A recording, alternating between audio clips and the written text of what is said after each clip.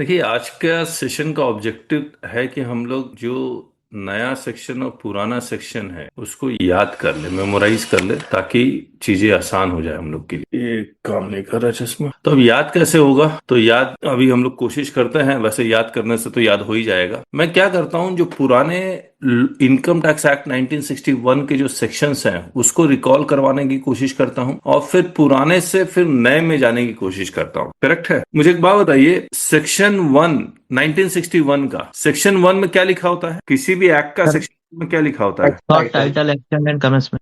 Short title and commitment, और it extends to whole of India वगैरह वगैरह लिखा होता है। करेक्ट? और इनकम टैक्स 1961 में प्रीवियस ईयर कहां डिफाइंड था? सेक्शन सर 3 में, सेक्शन 3 में। 3 में। और सेक्शन 2 में डेफिनेशंस थे सारे। हेलो, तो 1, 2, 3, 1 में short title and commitment, section 2 में डेफिनेशन, सेक्शन 3 में प्रीवियस ईयर। सेम चीज 2025 में भी है। 1961 का 1, 2, 3 और 2025 का 1, 2, 3 सेम है। यहां जो प्रीवियस ईयर डिफाइंड था, इन्होंने इसको क्या कर दिया है? टैक्स ईयर कर दिया। तो पहले प्रीवियस ईयर असेसमेंट ईयर का कॉन्सेप्ट था, अब उसको हटा के they have come out with the concept of tax. अब टैक्स ईयर से पहले अगर कुछ कहना है तो प्रीसीडिंग टैक्स ईयर कह देते हैं, टैक्स ईयर के बाद कुछ कहना है तो लेटर टैक्स ईयर कह देते हैं, या फिर जिस ईयर में आप पैसा कमा रहे हैं तो उसको करंट टैक्स ईयर कह दे रहे हैं, या रिलेवेंट टैक्स ईयर कह दे रहे हैं। तो हम लोग लॉ में देखेंगे कैसे कैसे वो लैंग्वेज यूज कर रहे हैं। टैक्स ईयर से पहले कौन सा शब्द यूज कर रहे हैं, टैक्स ईयर के बाद कौन सा शब्द यूज कर रहे हैं, उससे पता लग जाएगा। अब मुझे एक बात बताइए, और चार्जिंग सेक्शन 1961 में चार्जिंग सेक्शन कौन सा था? Section 4 sir, section 4। सेक्शन 4। जी सर। टैक्स किस इनकम पे लगता है, प्लीज बताइए? टोटल इनकम पर सर। टोटल इनकम पे टैक्स, टोटल इनकम पे लगता है। और ये टोटल इनकम का डेफिनेशन कहां लिखा हुआ है, किस सेक्शन में लिखा हुआ है? सेक्शन 5 में सर। सेक्शन 5 में। इसको हम लोग बोलते क्या है? Scope of total income. Scope of total income. अब ये जो स्कोप ऑफ टोटल इनकम है, एक बात बताइए, क्या फॉरेन इनकम इंडिया में टैक्सेबल हो जाएगा? क्या फॉरेन इनकम इंडिया में टैक्सेबल हो जाएगा? यस और नो? यस हो जाएगा। Definitely depending on residential status. Depending upon Yes. Residential Residential status. तो रेजिडेंशियल स्टेटस कितने तरह के हैं? 3 in all तीन 3 तो बोल सकते हो उसको। 3 तरह के हैं। सिर्फ 2 ही तरह के हैं, मतलब रेसिडेंट नॉन रेसिडेंट। रेजिडेंट और मतलब नॉन रेजिडेंट। और नॉन रेसिडेंट में फिर 2 हो गए। रेजिडेंट में 2 हो गए, ओआर रेसिडेंट, हाँ। और एनओआर। तो NOR. Ordinary resident and not ordinary resident. Correct है? Perfect. अब ये जो रेजिडेंशियल स्टेटस है किस सेक्शन में डिटरमाइन होता है? 6. सेक्शन 6 में। सेक्शन 6 में। 2025 में भी 4, 5, 6 सेम है, कहीं कोई चेंज नहीं। Okay. अब सेक्शन 5 ये कहता है स्कोप ऑफ टोटल इनकम। अब ये जो स्कोप ऑफ टोटल इनकम है, ये कहता है कि अगर आप रेजिडेंशियल स्टेटस आपका रेजिडेंट है तो foreign income will be taxable in India. Correct है? अब देखिए, मैं क्या करता हूं, रेजिडेंशियल स्टेटस पे एक बार फोकस करता हूं। रेजिडेंशियल स्टेटस कितने तरह के? Resident and non resident. मैं रेजिडेंट को फर्दर डिवाइड नहीं कर रहा हूं, total scope of total income को समझाने के लिए। जब हम लोग इसके अंदर जाके पढ़ना शुरू करेंगे तब देखेंगे Indian income, foreign income, non resident भी इंडियन इनकम और फॉरेन इनकम कमा रहा होगा। करेक्ट है? Yes sir. इनडायरेक्ट टैक्स में, जीएसटी में, इंडिया में टैक्स किस बेसिस पे लगता है? कंजम्पशन बेसिस पे। कंजम्पशन बेसिस पे। कंजम्पशन बेसिस पे। जिस स्टेट में कंज्यूम होगा उस टैक्स, वो स्टेट को हक मिलेगा टैक्स मांगने का। करेक्ट है ना? Yes sir. वैसे ही कंट्री के लिए कह देते हैं तो इंपोर्ट ऑफ सर्विसेज पे जीएसटी लगता है, एक्सपोर्ट ऑफ सर्विसेज पे जीएसटी नहीं लगता। तो कंजम्पशन बेसिस है। करेक्ट? इनडायरेक्ट टैक्स में भी 2 बेसिस ऑफ टैक्सेशन था। पहला कंजम्पशन बेसिस, दूसरा ओरिजिन बेसिस। ओरिजिन बेसिस को कंप्लीटली खत्म कर दिया गया। अब जो भी है किस बेसिस पे है? इनडायरेक्ट टैक्स में किस बेसिस? Consumption. कंजम्पशन। कुछ प्रोडक्ट्स ऐसे हैं जहां पर एक्सपोर्ट के ऊपर भी वो ड्यूटी लगा सकते हैं, तो वो क्या हो जाएगा? अगर एक्सपोर्ट के ऊपर भी ड्यूटी लगता है तो कौन सा बेसिस ऑफ टैक्सेशन हो गया? Origin. ओरिजिन बेसिस हो गया। करेक्ट है? इनकम टैक्स में भी 2 बेसिस ऑफ टैक्सेशन है। पहला सोर्स बेसिस एंड दूसरा रेजिडेंट बेसिस। सोर्स बेसिस का मतलब अगर आप इंडिया से पैसा कमाएंगे तो उसको हर हालत में इंडिया में टैक्स देना होगा, चाहे उसका रेजिडेंशियल स्टेटस रेजिडेंट हो या नॉन रेजिडेंट हो। Hello, source basis primary basis of taxation है इनकम टैक्स। अब तो आपको ये जानना बहुत जरूरी है, क्योंकि आज पिछले 5 साल से you can easily bye foreign company shares listed in New York stock exchange और कहीं भी। Yes. Yes. तो आपके पास क्लाइंट आएंगे ही आएंगे। Yes. Those who are earning foreign income and those जिनको ईसोप मिल रहा है, तो वैसे क्लाइंट होंगे ही होंगे। तो इसीलिए रेजिडेंशियल स्टेटस अब पहले तो बहुत इंपॉर्टेंट नहीं था, अब बहुत इंपॉर्टेंट हो गया।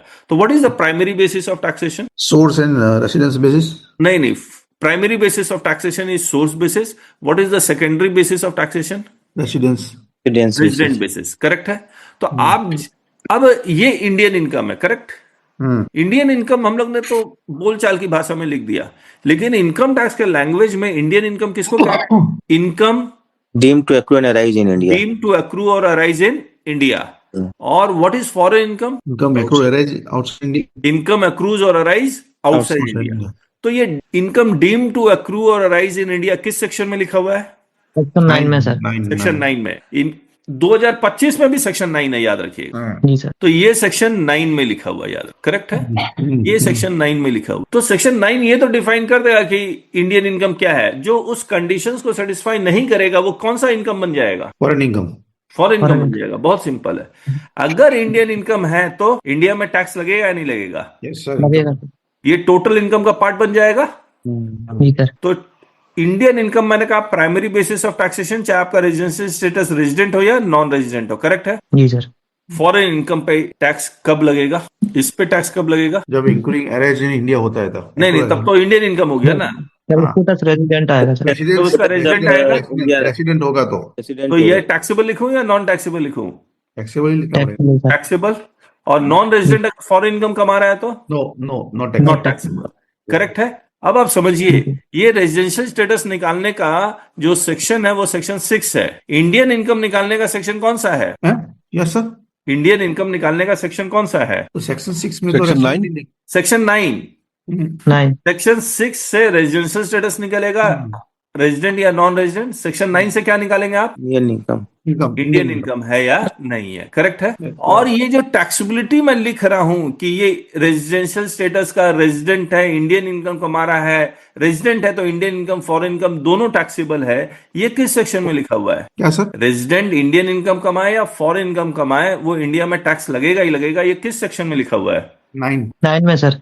9 में तो इंडियन इनकम का डेफिनेशन है। टैक्सेबिलिटी किस सेक्शन में लिखी हुई है? और सेक्शन 7 में income deem to be receive. Section 5 में। 5 में. Okay. सेक्शन 5 में जो स्कोप ऑफ टोटल इनकम, जब आप स्कोप ऑफ टोटल इनकम पढ़ेंगे तो उसमें लिखा होगा कि अगर आप रेजिडेंट है तो ये सारी इनकम आपको ऐड करनी है, नॉन रेजिडेंट है तो ये सारी इनकम ऐड करनी है, ऑर्डिनरी रेजिडेंट है तो ये सारी इनकम ऐड करनी है। कहाँ लिखा होगा? सेक्शन 5 में। सेक्शन 5 में लिखा होगा, करेक्ट है। आप कहेंगे तो मैं दिखलाऊं क्या आपको? जी सर। ये देखिए, सेक्शन 6 में रेजिडेंशियल स्टेटस डिटरमाइन कर रहे हैं हम लोग। सेक्शन 4 में बेसिस ऑफ चार्ज है। 5 दिखलाता हूं। 5, subject to the provisions of this act, the total income of any tax year of a person who is resident includes all income from whatever sources derived which is received or deemed to be received in India, accrues or arises or deemed to accrues or arise in India, accrues or outside India, कुछ not ordinary resident का कुछ exception लिखा हुआ जो हम लोग बाद में करेंगे आपके साथ। फिर who is non resident, तो इसमें क्या लिखा हुआ है? सिर्फ received in India और deemed to accrue or arise in, ठीक है। जी सर।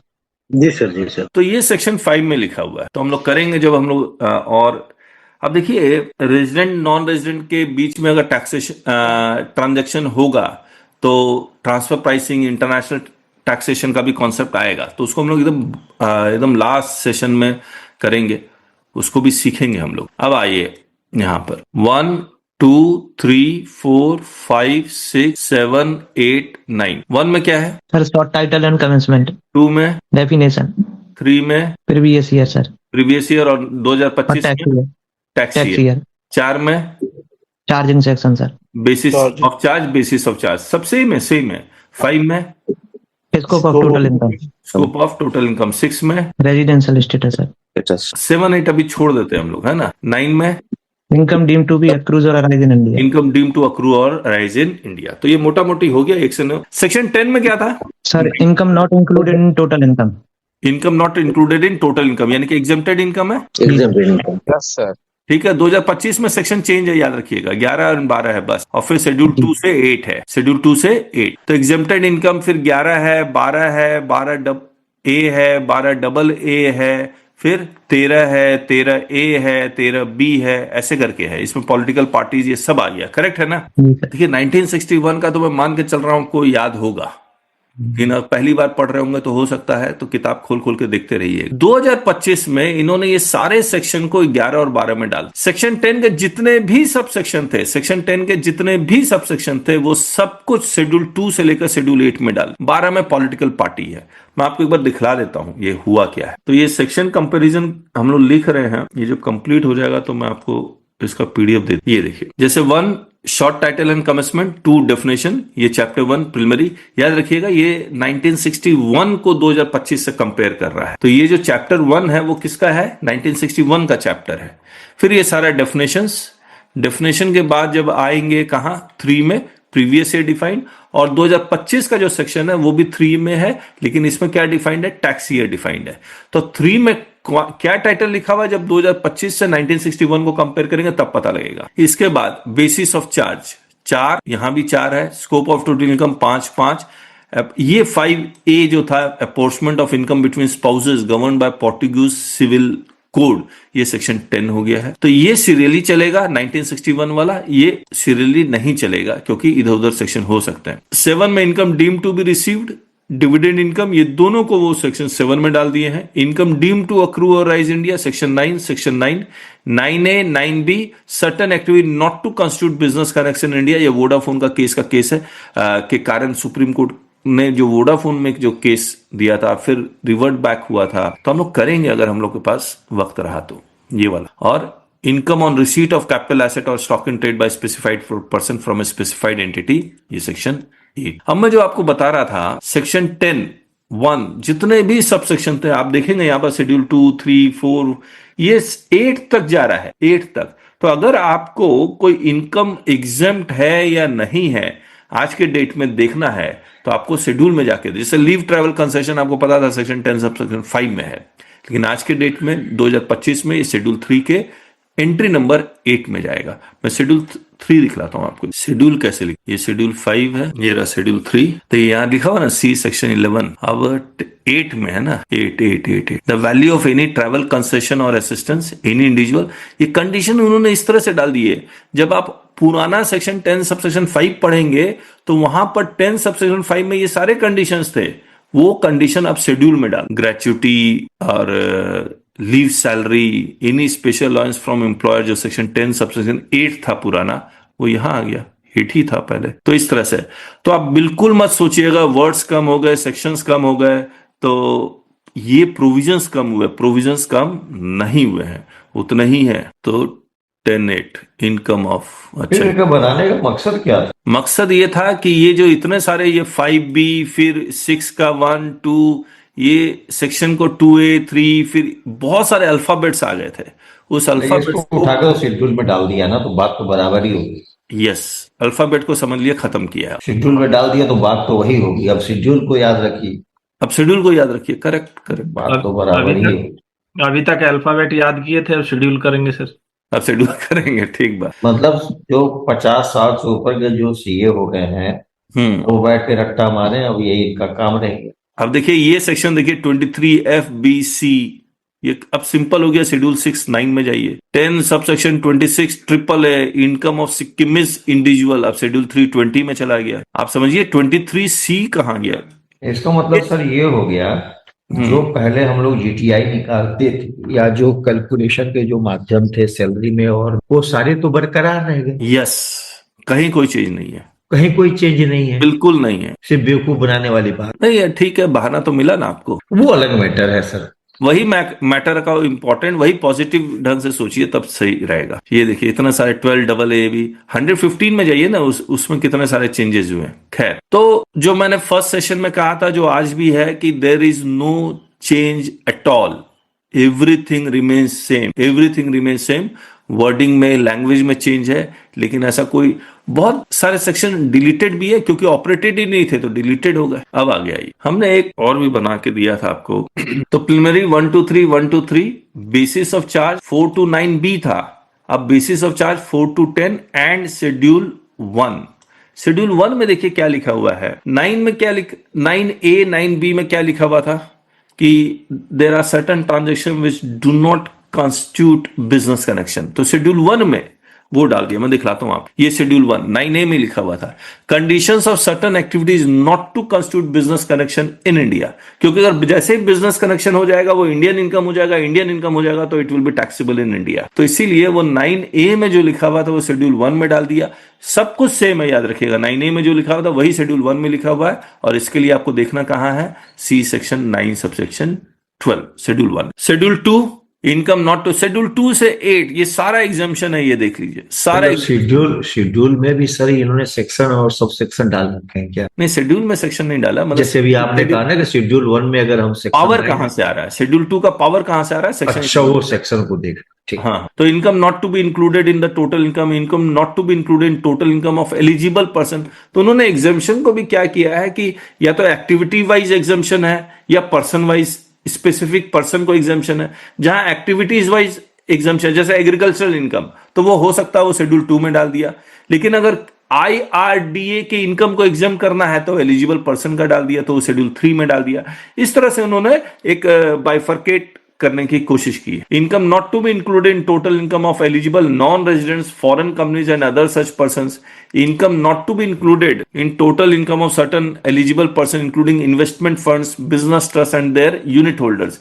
इसको हम लोग शॉर्ट फॉर्म में पास थ्रू एंटिटीज भी बोलते, इसीलिए इनकी इनकम शायद एग्जाम कर रहे हैं, क्योंकि अल्टीमेटली ट्रस्ट की बात है ना सर। हाँ, ट्रस्ट, बिजनेस ट्रस्ट है। पास थ्रू एंटिटीज क्या हो गया, मान लीजिए मैंने कोई एक एसोसिएशन बनाया जिसमें 2 लोग हैं, ए और बी। अब ये एसोसिएशन ने कोई पैसा कमाया और ये इनकम जब अल्टीमेटली इस 2 लोगों में डिस्ट्रीब्यूट होगी तो ए और बी टैक्स देगा, ये एसोसिएशन टैक्स नहीं देगा। जैसे HUF है, Hindu undivided family, Hindu undivided family की इनकम को एग्जाम कर दो और उसकी सारी इनकम को मेंबर्स में डिस्ट्रीब्यूट करके मेंबर्स के हैंड में टैक्सेबल कर दो, तो that is pass through entity. Sir HUF में ऐसा नहीं है। हाँ जी, HUF तो HUF भी टैक्सेबल है। करेक्ट। HUF में तो सर वैसे नॉर्मल इंडिविजुअल की तरह ट्रीटमेंट होता है। मैंने एग्जांपल लिया ताकि आप AOP को उसको समझ। बट सर AOP में ये भी तो है कि मेंबर का अगर शेयर डिफाइन नहीं है तो फिर AOP। मैं आपको फिर से बोल रहा हूं, I have just taken an example. वैसे सिक्योरिटाइजेशन ट्रस्ट है, ऐसे बहुत सारे पास थ्रू एंटिटीज जो इसमें मिलेंगे, समझ गए? तो मैं ये नहीं कर रहा हूं एवरी AOP, बिल्कुल बराबर सर, मोटा मोटी बात समझ में आ गई। मोटा मोटी समझिए, बस हम डिटेल बाद में करेंगे। Income not to be included in total income of certain eligible person in international financial service centre और having income therefrom, schedule 6 में है। Persons exempt from tax, schedule 7।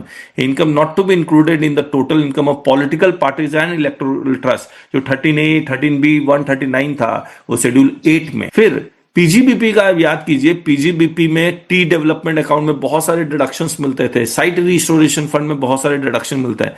वैसे मैं आपको बता दूं, PGBP में आपको किसका डिडक्शन मिलता है? बिजनेस डिडक्शन सर, तो खर्चा किया सर एक्स्ट्रा डिडक्शन दिया। खर्चे का इधर डिडक्शन मिलता है। हाँ, जी सर। और एक बात- सेक्शन 35, 33, 34 में कई कई जगह वेटेड डिडक्शन भी मिलता है। वेटेड डिडक्शन इन्वेस्टमेंट के लिए भी मिलता है। चलिए ठीक है, डिटेल में मत जाइए, खर्चों पे डिडक्शन मिलता है, करेक्ट है ना? जी। अगर आप कोई जनरल रिजर्व क्रिएट कर दे तो डिडक्शन मिलेगा? नहीं सर, नहीं नहीं मिलेगा। मिलेगा। सिवाय खाली NPA में मिलता है खाली। करेक्ट। अच्छा सुनिए ना, तो जनरल रिजर्व का जनरल डिडक्शन नहीं मिलेगा, लेकिन अगर आपने कोई स्पेशल फंड क्रिएट कर दिया तो डिडक्शन मिलेगा, परमिटेड सर, परमिटेड। परमिटेड। तो वो टी डेवलपमेंट अकाउंट ये सब में आप फंड बनाते हैं साइट रिस्टोरेशन फंड बनाते हैं, तो ये फंड का डिडक्शन वैसे नहीं मिलता है। लेकिन यहां पर ये पहले 33AB था, 33AB ये था, अब वो शेड्यूल 9 और शेड्यूल 10 में डाल दिया। फिर recognised provident fund, approved superannuation fund, approved gratuity fund, पहले शेड्यूल 4 में था, अब शेड्यूल 11 में है। मिनरल्स जो शेड्यूल 7 में था वो शेड्यूल 12 में है। लिस्ट ऑफ आर्टिकल्स और थिंग्स जो पहले शेड्यूल 11 में था वो शेड्यूल 13 में है। इंश्योरेंस बिजनेस जो पहले शेड्यूल 1 में था वो शेड्यूल 14 में है। फिर जो 80C, 80CCC, 80CCD का जो डिडक्शन मिला करता था, आप कई सारे कंडीशंस थे कि इन फंड में अगर आप कंट्रीब्यूशन करेंगे तो डिडक्शन मिलेगा, वो सारा कुछ शेड्यूल 15 में आया। और सेक्शन 11 में चैरिटेबल ट्रस्ट में परमिटेड मोड ऑफ इन्वेस्टमेंट था। आप इक्विटी शेयर्स में फंड, चैरिटेबल ट्रस्ट का फंड इक्विटी शेयर्स में इन्वेस्ट कर देंगे तो आपको वो परमिटेड मोड ऑफ इन्वेस्टमेंट नहीं था। आपको कहता गवर्नमेंट फंड, गवर्नमेंट सिक्योरिटीज ये सब में इन्वेस्ट कीजिए, तो वो नाम लिखे हुए थे, वो पहले 11 और 13 में लिखे हुए थे, अब वो शेड्यूल 16 में। तो ये 16 शेड्यूल है 2025, लेकिन 8 शेड्यूल तो एग्जाम्पशन ही वाले हैं। बाकी 1, 2, 3, 4, 5, 6 शेड्यूल सेक्शंस वाले हैं। 9A से उठ के यहां आ गए। वैसे तो 10 भी है, लेकिन एग्जामिशन वाला है। तो ये सर शेड्यूल ये 1961 की एग्जाम्शन को अगर पूरा शेड्यूल में कन्वर्ट कर दिया है तो जैसे जो सेक्शन 1010 में ग्रेजुटी लीव इनकेसमेंट था उसको सेक्शन 19 में ले गए हैं, ऐसा क्यों रखा है फिर कहाँ शेड्यूल के सेक्शन अंदर क्यों 19 में ले गए हैं? कहाँ लीव सेक्शन 19 में इनकेसमेंट ले गए? ग्रेजुटी को देखिए सर एक बार।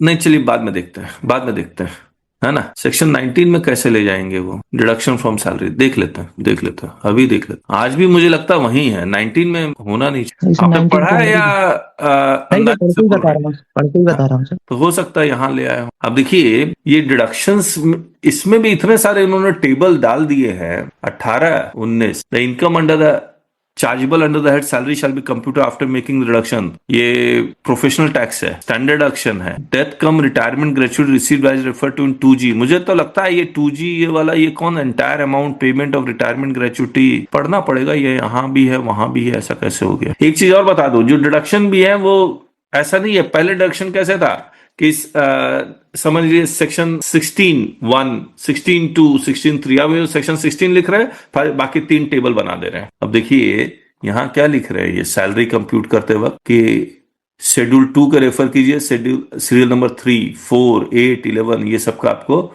ये पेमेंट सैलरी में इंक्लूड नहीं होगा। तो ये सब समझ लीजिए कॉस्मेटिक चेंजेस है, 1-2 बार पढ़ेंगे हम लोग को समझ में आ जाएगा। लेकिन फिलहाल टोटल इनकम देखिए, अब हमने एग्जाम्पशन ये सब बता दिया। टोटल इनकम कैसे कंप्यूट करते हैं बताइए? Head of income, all heads of income, उसको पहले उसको लेने का, income from salary, from house property, capital gain, other sources, सब इनकम करो, कॉस्ट टोटल इनकम करो, कॉस्ट टोटल इनकम के बाद उसके बाद क्लबिंग ऑफ इनकम करना पड़ेगा, फिर एग्रीगेशन ऑफ इनकम करना पड़ेगा, उसको 2 एडजस्टमेंट करना पड़ेगा, फिर उसमें अपना वो आएगा set off and carry forward losses का एडजस्टमेंट आएगा, नेट डिडक्शन करना पड़ेगा लेस, फिर टोटल नेट टैक्सेबल इनकम आएगा। अच्छा ये कॉन्सेप्ट मैं बता देता हूं क्योंकि आगे चल के हम लोग को यूज करना पड़ेगा। सेक्शन 4 और सेक्शन 2 सब सेक्शन 49 होना चाहिए जो इनकम का डेफिनेशन है। मैं इसको थोड़ा सा बता देता हूं ताकि आप लोग को समझ में आ सके कि ये इनकम टैक्स लिखा हुआ कैसे है और कैसे कैसे टैक्स रेट डिफाइंड है। सेक्शन 2 सब सेक्शन 49 ये 2025 का है। Income includes profits and gains, dividend, voluntary contribution वगैरह वगैरह, सारा कुछ सेम है। जो पुराना इनकम का डेफिनेशन है वही डेफिनेशन यहां भी है। ये इनकम का डेफिनेशन मैं थोड़ा सा आपको बता देता हूं ताकि आसान हो।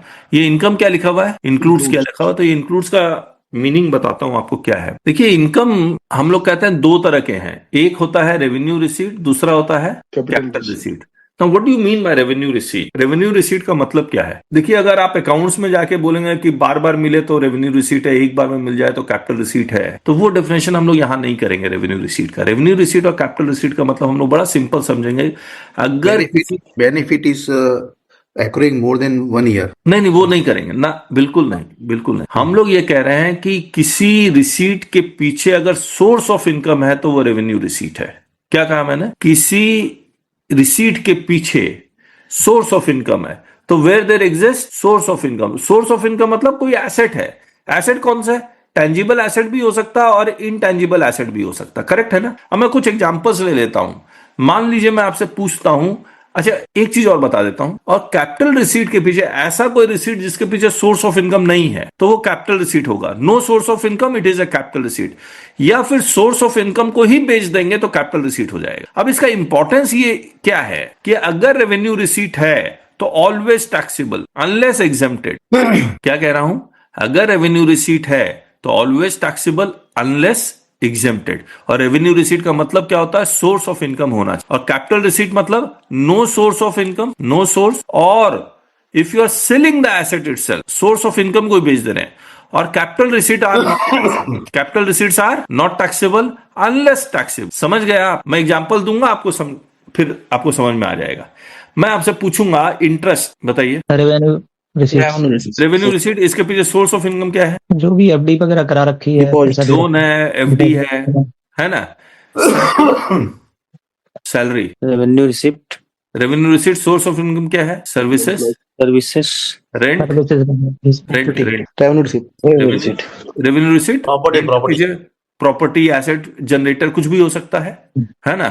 और डिविडेंड, रेवेन्यू रिसिप्ट, शेयर्स है, royalty, units, revenue receipt, source, rights, knowledge. अगर आप नॉलेज को या फिर प्रॉपर्टी को बेच देंगे तो क्या होगा? कैपिटल रिसिप्ट, कैपिटल रिसीट हो जाएगा। और कैपिटल रिसीट हो गया तो अगर कैपिटल गेन होगा नहीं तो फिर एग्जेम्प्ट नहीं नहीं होगा। नहीं, ओहो, यहाँ आइए आप, इनकम टैक्स का कहना है, अगर कैपिटल रिसीट हुआ तो non taxable taxable, unless taxable हो जाएगा ना। और टैक्सेबल कहाँ जाके हो रहा है? Capital gain sir. Capital gain, correct है। अब आगे आइए, gifts it is a capital receipt unless source of income नहीं है। नहीं है सर। अगर आप एसेट बेच रहे हैं तो कैपिटल रिसीट है, लेकिन कैपिटल गेन में जा रहा है। गिफ्ट सोर्स ऑफ इनकम ही नहीं है, तो कहां जाएगा ये? अदर सोर्सेज में। Other source. Gifts not taxable unless taxable. अब आप सोच के देखिए, अगर कैपिटल रिसीट को नॉट टैक्सेबल करना है, उसको अदर सोर्सेज या कैपिटल गेन में जाके आपको टैक्स करना, तो सबसे पहले उसको इनकम का हिस्सा तो बनाना पड़ेगा ना आपको। जी सर। तो अब आप इनकम का डेफिनेशन देखिए। इनकम इंक्लूड्स, अगर मैं शॉर्ट फॉर्म में कहूं तो income includes every kind of revenue receipt. वो यहां लिखा हो या ना लिखा हो कोई फर्क नहीं पड़ता। तो प्रॉफिट्स एंड गेन्स बताइए, रेवेन्यू रिसीट या capital receipt? Revenue receipts. Dividend? Revenue sir. अच्छा, अगर किसी का नौकरी को टर्मिनेट करके उसको कंपनसेशन दिया जाता है तो रेवेन्यू रिसीट या कैपिटल रिसीट? Capital receipt. अब देखिएगा, ये सब चीजें यहां पर आपको मिलेगी। यहाँ टर्मिनेशन कहीं लिखा, मिल जाएगा। ये सब सेक्शन में ढूंढेंगे ना, आपको मिल जाएगा ये सारा। ये देखिए, कैपिटल गेन लिखना पड़ा इनको, गिफ्ट्स भी लिखना पड़ेगा। ये सब सेक्शन में छुपा होगा गिफ्ट। देखिए, card game, lottery game, keyman insurance policy. Capital gain sir 45 था ओल्ड में, अभी 67 कर दिया लगता है। हाँ, तो ये कॉन्सेप्ट आपको समझ में आ गया, बहुत ही बढ़िया अब हो गया। अब मुझे एक बात बताइए, टोटल इनकम कंप्यूट करने के लिए सैलरी है, फिर house property, PGBP, capital gain और अदर सोर्सेज। सेक्शन, पुराना सेक्शन बताइए, पुराना section. Salary section 15। 15 to 17। House property, 17 house property 24 PGBP 28 4C 45 capital gain 45 से 55, अदर सोर्सेस 56 to 59, करेक्ट है। 15 से 17 क्या हो गया? आप लोगों के पास किताब है ना, देख के बताइए जल्दी। सर 15 से 17 क्या हो गया?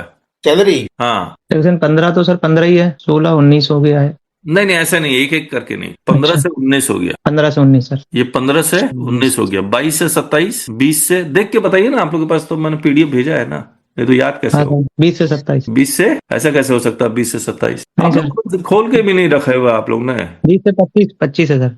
तब मैंने थोड़ा बहुत तो याद किया हुआ है। ये 26 टू 28 क्या हुआ बात सर। कर रहे हैं बक्सेटी जी, ठीक से बोलिए। 26 से सॉरी 26 to 66। 66, ये 67 से 91 91, 56 to 57, ये कितना हो गया? 92 से 95। 95 9। तो ये अगर आपको लग रहा है नंबर ऑफ सेक्शन कम हुए हैं या इसमें कम है, यहां ज्यादा है, वो ओनली बिकॉज कि जो भी अल्फाबेट्स थे वो अब नंबर्स में कन्वर्ट हो गए हैं। सेक्शन उतने ही हैं, चाहे वो शेड्यूल में होंगे या यहाँ। तो 15 से 17 से 15 से 19, और ये सीरियली चल रहा है। यहां पर एक 6 हेड हुआ करता था, इसीलिए कुछ 18, 19, 20, 21 गायब है। तो 15 to 19, 20 से 25, 26 to 66, 67 to 91, 92 से 95, करेक्ट है। अब मैं आपसे एक बार पूछ लेता हूं, नया सेक्शन बताइएगा। सैलरी 15 से 19 15 से 19। और हाउस प्रॉपर्टी 20 से 25। पीजीबीपी 26 to 26 36 से 66। Cap gain 67 to 91। 91। और अदर सोर्सेस 90 to 92 95 95। इसमें कितने सारे रेवेन्यू रिसीट है? जी सर। सारे अदर सोर्सेस सारे receipt कैपिटल गेन को छोड़ के सारे, हाँ सारे रेवेन्यू रिसीट है। हेलो, जी सर। अगर अब आप सोचिए, हमने अच्छा, ये टोटल इनकम तक आते हैं। हम लोग को टोटल इनकम कैलकुलेट करना है, लेकिन ग्रॉस टोटल इनकम का डेफिनेशन किस सेक्शन में है? पुराना 1961 ग्रॉस टोटल इनकम किस सेक्शन में लिखा हुआ था? 61 to 64 था। नहीं, 14 था। 14 था, क्लबिंग ऑफ इनकम के बाद है ना। और अब 13 में है। कैपिटल असेट था ना, सेक्शन 2 सब सेक्शन 14। क्या चीज? जो सर आपने 14 बोला वो सेक्शन 14 ही है, सेक्शन 2 सब सेक्शन 14 बोला है। नहीं, सेक्शन 14 ये रहा, यहाँ लिखा हुआ भी है। जी अब सर। सेक्शन 13 हो गया, करेक्ट है। 14A में देखिए क्या लिखा हुआ था, इसको भी समझते हैं। Revenue receipt, capital receipt. Revenue receipt को आपको पता लग गया। रेवेन्यू रिसीट में क्या माइनस करेंगे आप? एक्सपेंस, कौन सा एक्सपेंस? बिजनेस एक्सपेंस, मतलब अरे नहीं, related expense, earning the revenue expenditure. Revenue expenditure, revenue receipt में से रेवेन्यू एक्सपेंडिचर माइनस होगा, कैपिटल रिसीट में से केवल एक्सपेंडिचर कैपिटल एक्सपेंडिचर माइनस होगा। अब रेवेन्यू एक्सपेंडिचर क्या होता है? For the those expenditure incurred for earning the income, Those expenses which are incurred for maintenance of source of income. Hello, maintenance of source of income. आप देखिए salary में आपको service को, यानी कि घर से ऑफिस जा रहे हैं, अपने आप को मेंटेन कर रहे हैं, या फिर सर्विस से रिलेटेड जितने भी खर्चे हैं उस सोर्स को मेंटेन करने के लिए उसका डिडक्शन मिलेगा।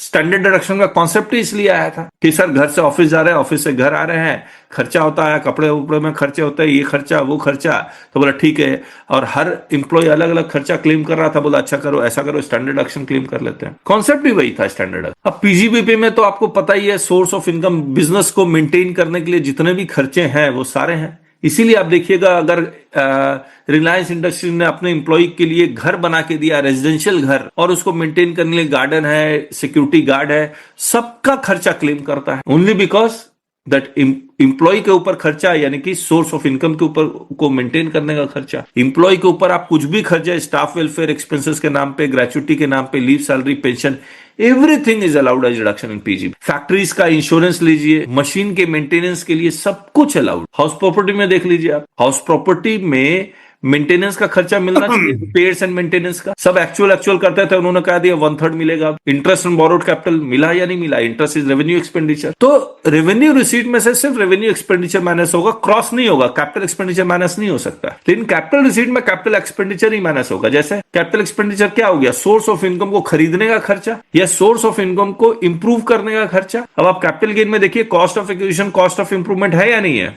Cost of acquisition is purchase, cost of improvement में, कॉस्ट ऑफ इंप्रूवमेंट का डेफिनेशन देखेंगे तो उसमें साफ लिखा हुआ है, cost of improvement does not include revenue expenditure. समझ रहे हैं आप? अब अगर कोई इनकम टैक्सेबल होगी तभी तो उसका खर्चा माइनस होगा। Hello, correct. अगर वो इनकम आपके प्रॉफिट में, आपके टोटल इनकम में इंक्लूड ही नहीं होगी तो खर्चा भी नहीं माइनस होगा। यही बात सेक्शन 14A में लिखी हुई थी, इसी को उन्होंने 14 में डाला। देख रहे, सिर्फ अल्फाबेट चेंज हो रहा है और कुछ चेंज नहीं हो रहा है, बाकी सब कुछ सेम। अब आइए, तो सैलरी जब कंप्यूट कर रहे हैं तो सैलरी हेड में ही खर्चे माइनस कर लीजिए, और कोई इनकम अगर इस सैलरी का पार्ट नहीं है शेड्यूल 2 से लेकर शेड्यूल 8 के बीच में तो वो माइनस कर दीजिए, तो इनकम फ्रॉम सैलरी आ जाएगा। वैसे ही हाउस प्रॉपर्टी कैलकुलेट करना है, पीजीबीपी कैलकुलेट करना है, अदर्स कैप गेन कैलकुलेट करना और अदर सोर्सेस कैलकुलेट करना। करेक्ट है?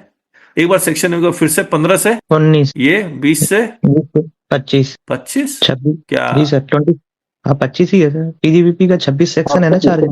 हाँ सर, 25 ही है। 20 से 25 ही से 25 कहाँ गया? चलिए कहीं होगा, देखना पड़ेगा, एक बार देखूंगा, हमने गलती तो नहीं कर दी। 25 था क्या ये? Owner of house property annual charge etcetera defined. अच्छा, तो डिफिनेशन मिलेगा क्या? 25 में इंटरप्रिटेशन बोला ये टाइम, इंटरप्रिटेशन बोला है ना? हाँ सर। कहीं तो लिखेंगे हम, 25 लिखेंगे कैसे नहीं? ये 25 है सर, वो 21 और 25 दोनों ही है, वो आपने पहले 21 लिखा था ना? 21-25 दोनों है जी सर, और टैक्समैन का कंपैरिजन में देखोगे तो उसमें वही लिखा हुआ है सर। अच्छा ठीक। पीजीबीपी 26 से 66, 26 से 66, ये 67 से 91, 92 to 25, 92 से 9। अब ये 5 हेड्स ऑफ इनकम हो गए, इसमें 2 एडजस्टमेंट करना है। याद रखिएगा, एडजस्टमेंट रेस्पेक्टिव हेड में ही होते हैं, क्लबिंग ऑफ इनकम और एग्रीगेशन ऑफ इनकम। जिस क्लबिंग ऑफ इनकम जिस हेड का है उसी हेड में जाके ये एडजस्ट होगा। क्लबिंग ऑफ इनकम का सेक्शन कौन सा था पुराना? 60 to 65, 65, 61 to 65, नहीं 60 to 65। और अब क्या है? 95 पे खत्म होता है, उसके बाद ही शुरू होगा 96 से। बिल्कुल बिल्कुल, हाँ 96 से देखना पड़ेगा। देखिए ना प्लीज, आप लोग फिर देख नहीं हाँ, देख बिल्कुल, बिल्कुल, बिल्कुल। 100 तक है सर, 100 तक। सर 100 तक है। अच्छा 101 total income 5 का है यहाँ, 100 तक है। जी सर, 100 तक है। Aggregation of income total income 101, ठीक है। 101 से पुराना 66 से 69 था, नया 101 से 107। 107। तो इनको करने के बाद, अच्छा एग्रीगेशन ऑफ इनकम में था क्या? Cash deposit, cash credit, investment funds, ये सब जो अनडिस्क्लोज्ड है वही सब था ना? करेक्ट। इन सब को जोड़ने के बाद क्या आएगा? Gross total income section 14। और इसमें माइनस करते थे पहले 80C to 80U, करेक्ट है? अब ये क्या हो गया? ये तो सर शेड्यूल में चलेंगे ना, शेड्यूल में चलेंगे डिडक्शन। नहीं, सेक्शन तो होगा ना, सेक्शन का ही पावर लेके शेड्यूल बनेगा। नेट टोटल इनकम हो जाएगा फिर। 120 to 154. 22 to 154. 122 से 150 154. और टोटल इनकम आ जाएगा। अब ये सारी इनकम कैलकुलेट करने के लिए याद रखिएगा, इसमें अगर रेजिडेंट होगा तो इंडियन इनकम, फॉरेन इनकम सारा आ जाएगा। हेलो, यस सर, और अगर नॉन रेजिडेंट होगा तो सिर्फ इंडियन इनकम आएगा। Yes sir. बहुत बढ़िया। अब हम लोग क्या करते हैं, ये हमने आपको बना के दिया था, नया मैं बना दूंगा। ये जो मैंने पुराना पीडीएफ दिया था उसमें 1961 नहीं लिखा था, अब हमने उसको लिख दिया यहां पर, तो दोनों आपको नजर आएगा। Preliminary definition tax year 1 to 3 2025 में कंसंट्रेट कीजिए, 1961 को सिर्फ अपने दिमाग में रखिए। Basis of charge 4 to 10 and schedule 1। Schedule 1 में क्या है कि there are certain transaction which do not constitute business connection, इसीलिए शेड्यूल 1 यहां लिखा हुआ है। सैलरीज अब सीरियली चलेगा, याद रखिएगा सीरियली चलेगा, 1519 है ना। ये अब 10 के बाद क्या आएगा, 11-12 आएगा। Yes sir. 11-12 में क्या लिखा हुआ है, एग्जेम्पशन ट्रस्ट का income not forming part of total income, वो ट्रस्ट का भी हो सकता है, पर्सन का भी हो सकता है। तो 11 and 12 और पार्टी वगैरह था, हाँ बराबर है। शेड्यूल 8 करेक्ट है। 13-14 में क्या लिखा हुआ, 13 में क्या लिखा हुआ, ग्रॉस टोटल इनकम, 14 में लिखा हुआ उसका खर्चा। हेलो जी सर, जी सर। Yes, तो अब 1 से लेकर 14 तक समझ में आ गया। अब 15 से 95 तक हेड्स ऑफ इनकम चल रहा है। सैलरीज कहां से कहां तक, 1519 15 से हाउस 19. प्रॉपर्टी, 20 से 22 25. 25 profits and gains from business 26 26 to 66। और ये शेड्यूल 9 और 10 में क्या लिखा हुआ था, T development account, coffee board, और 10 में लिखा हुआ था साइट रिस्टोरेशन फंड, फंड ठीक है, है ना? फंड हाँ ठीक है। कैपिटल गेन 67 to 91, जी सर। Other sources 92 95। हाँ जी। उसके बाद 2 एडजस्टमेंट करते हैं, क्लबिंग ऑफ इनकम और set off and carry forward losses. देखिए सेट एग्रीगेशन ऑफ इनकम में सर क्या आएगा sir, 101210 aggregation of income.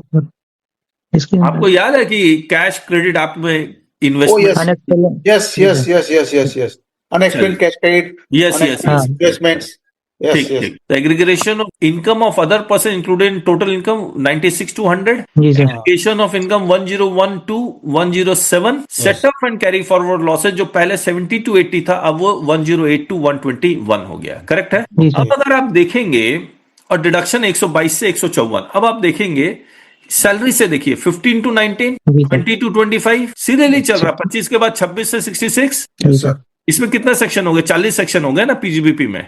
Yes sir, 40 हो गए। 67 to 91, 24, 92 to 95, इसमें 4 सेक्शन है, हाँ। 5 2 3 4 सेक्शन है। हाँ। फिर 96 to 90 100 4 section, 101 to 107 5 section, 108 to 121 21 में से 8 13 14 सेक्शन, और फिर 122 120 150। ये पूरा सीरियली चला। 15 19 20 25 26 66 67 91 92 95 96 100 101 107 108 121 122। करेक्ट है। जी सर। Yes, sir. ये जो income is not forming part of total income है, हाँ, इसमें आप शेड्यूल 16 भी डाल सकते हो। उसमें मोड्स ऑफ इन्वेस्टमेंट जो 13 में बताया था ना, नहीं क्यों डालूंगा उसमें, इसमें नहीं डालेंगे आप। जो शेड्यूल 16 शेड्यूल 16 जो है मोड्स ऑफ इन्वेस्टमेंट आपने बताया ना अभी पहले, ठीक। रिलेवेंट ही है, इसके लिए रिलेवेंट है। जो 13 था पहले वाला, ये वाला ना, हाँ, मॉनिटरी मोड्स ऑफ इन्वेस्टमेंट और डिपॉजिट 11-13 आ ही गया है, तो ठीक है ठीक है ठीक है, डन डन अच्छा लगेगा उसमें ऐड करेंगे, कर, उसको रिलेवेंट है इसलिए। ठीक बात है, ठीक।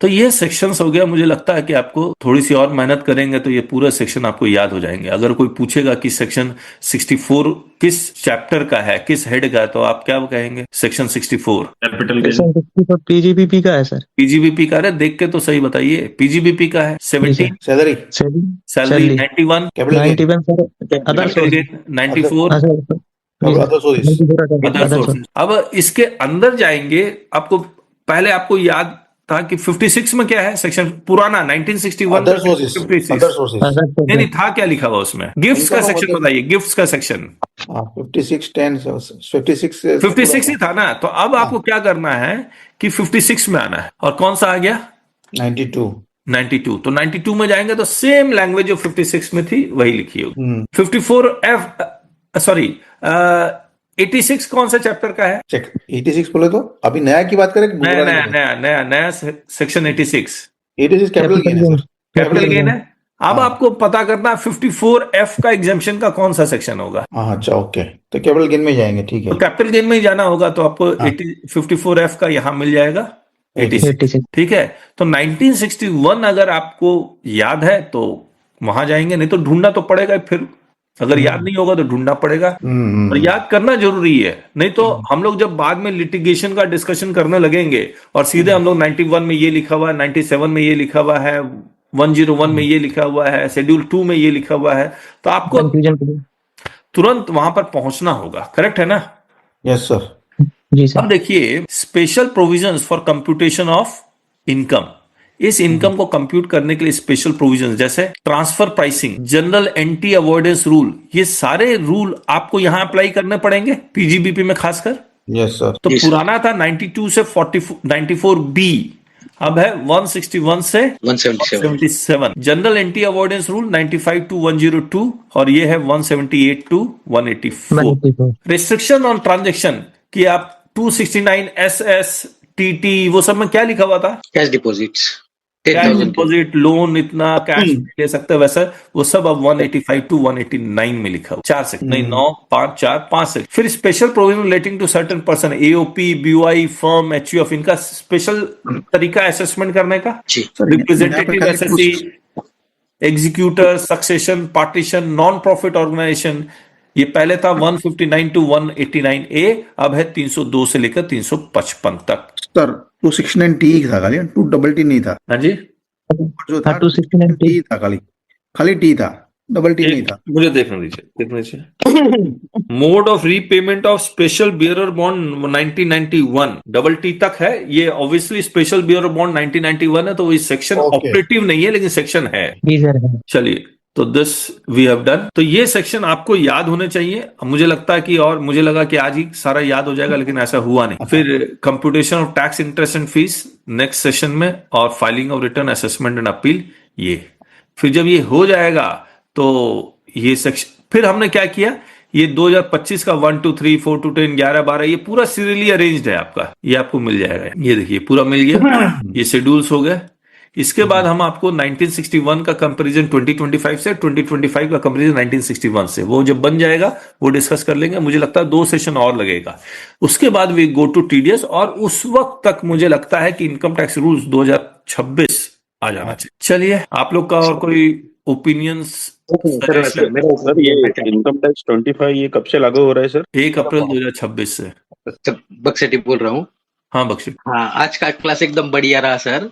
बहुत सबको मजा आया। मेमोराइज करने का तरीका अच्छा मिल गया, और मेमोराइज भी हो रहे हैं। धन्यवाद धन्यवाद। क्या बात करते सर आप, आपका शुक्रिया बाकी तो अंदर पड़ा है, उसको थोड़ा रीशेपिंग कर दिया। हाँ, जी। मुझे भी मतलब कितने साल बाद मैंने इनकम टैक्स उठाया, मुझे भी बहुत अच्छा लग रहा है अंदर से। अब सब आपका सिखाने का तरीका बहुत अच्छा है सर। हाँ, जी 50% सर याद हो गया है। सर वो क्लास 5 से 8 में जो पढ़ते थे ना क्लासों में, वो टीचर पढ़ाते थे, हाँ, वो पूरा रिमाइंड हुआ, वैसा अनुभव हुआ।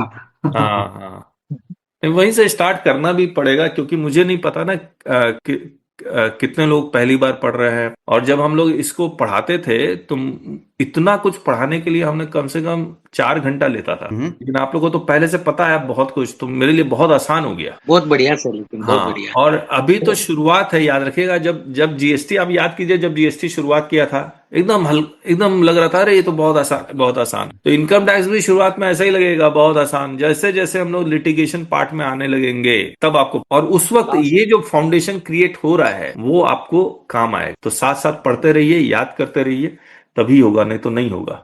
फिर आप क्या होगा, गुम हो जाएंगे, इंटरेस्ट ही खत्म हो जाएगा। कॉलेज में हम लोग लास्ट पढ़े थे, इसके बाद जब भी जरूरत पड़ता था तब पढ़े। अभी रिवाइज हो रहा है, बहुत अच्छा हो रहा है। अरे कुछ नए लोग हैं जिनसे मेरी, नए लोग कम आ रहे हैं। शशि शंकर वर्मा, नमस्ते। नमस्ते सर। बताइए अपने बारे में एक बार। सर अभी वही अकाउंटिंग का काम करते हैं सर, और इनकम टैक्स पहली बार पढ़ना चालू किए सर, और सीख रहे हैं। ओके, पहली बार शुरू किए। क्या दिक्कत आ रही है अभी आज की क्लास में? अभी कोई दिक्कत नहीं सर। जो आपने दिए थे उसको नोट्स में नोट भी कर रहा हूँ, फिर वो याद भी करना है। किस सिटी से आप? बलिया। ओके, चलिए, वेलकम। उत्तर प्रदेश में सर। ठीक है, समझ। अच्छा, जो भी नए हैं, ये वाली किताब आपको लेनी है, अगर दिखाई दे तब ना। हाँ, ये वाली इनकम टैक्स एक्ट 2025। अभी बजट आने वाला, या तो बजट के बाद ले लीजिए, या अभी ले। कौशिक जी आप कुछ कहना चाह रहे हैं? ठीक है, ओ, रिविजन हो रहा है। हाँ हाँ हाँ, लेकिन कितना आश्चर्य का बात है, 20 लोग नए ज्वाइन हैं और उसमें से 2 ही नजर आ रहे हैं, 2 या 3। मुश्किल है इतने ठंड में सुबह सुबह 7:30 बजे उठना। हम लोग की आदत हो गई है सर, बाकी लोग अभी धीरे धीरे सर ये तो मेरा लिए आदत हो गया, अब ये नहीं होगा तो कैसे, मतलब दिन ठीक नहीं हुआ ऐसा लगता है। हाँ, मन भी नहीं लगता है ना, प्रॉब्लम ये। हम लोगों के साथ कोई क्लास की कभी मिस हो जाती है, नहीं होती है, ऐसा लगता है जी आज कुछ पता नहीं कुछ चला गया आज। मिस है आज। हाँ, लगता है सुबह का डोज नहीं मिला, ये लगता है। आपकी नहीं आदत होता उस दिन भी दिक्कत होता है और लगता है कि कुछ नहीं हुआ। मैं पहले तो ब्रेक ले लेता था, अब मैं ब्रेक ही नहीं लेता हूँ। क्यों? क्योंकि अगर मैं ब्रेक ले लूंगा तो फिर वो दिन खराब हो जाएगा। हम लोग सेशन रहेगा, चाहे कुछ भी करेंगे, पढ़ेंगे जरूर संडे को छोड़ के। आपने सबको जोड़ के रखा है सर। अरे तो सही आप है। लोग, अब हम लोग कितने लोगों को जोड़ना चाहते हैं, देखिए कितने लोग जुड़े हैं। तो जी, ठीक, जी। Good good good good. Thank you sir, thank you. चलिए, ओके। आज अन्वेष नहीं आया है। हाँ, अन्वेष नहीं है। चलिए ठीक है, फिर नेक्स्ट सेशन में मिलते हैं। आप लोग बता दीजिएगा और क्या किया जा सकता है, क्योंकि अभी है ना वो वाली बुक निकालनी बहुत जरूरी है। मेरा पूरा टेबल तहस नहस हो चुका है। वो कौन सी रेट बुक, रेट बुक जब निकलेगी, थोड़ा सा मैं, जब तक वो बुक नहीं निकलती है, फिर हम लोग को एग्जामिशन बुक भी निकालनी है, उस पर भी काम करना है। इनकम टैक्स किस किस दिन चलाएंगे? कितना बाकी है सर उसमें अभी? हैं? उसमें कितना बाकी है अभी? नहीं, वो तो आरसीएम चल ही रहा है, बस आरसीएम जैसे ही खत्म हो जाएगा। ओके। इनकम टैक्स किस किस दिन रहेगा सर? क्या चीज? इनकम टैक्स किस किस दिन रखेंगे हम लोग? ट्यूसडे और थर्सडे, 2 दिन रखेंगे। ट्यूजडे थर्सडे, बाकी सब अपना नॉर्मल में रहेगा। हाँ, बाकी जैसा जीएसटी रहता है, बस। ठीक है।